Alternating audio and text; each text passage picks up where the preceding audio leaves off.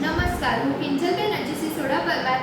હું ધોરણ 10 માં અભ્યાસ કરું છું. મારી શાળાનું નામ છે ભારતી વિદ્યાલય ચલાલી. એસએસઆઈપી અંતર્ગત મારા પ્રોજેક્ટનું નામ છે GPS base speed control system. આ પ્રોજેક્ટ એવા વિસ્તારો માટે ઉપયોગી છે જ્યાં વાહનોની સ્પીડ લિમિટ નક્કી કરેલી હોય છે. તેમ છતાં કેટલાક વાહન ચાલકો આ સ્પીડ કરતાં વધારે સ્પીડ સાથે વાહન ચલાવે છે અને અકસ્માતનું જોખમ વધી જાય છે.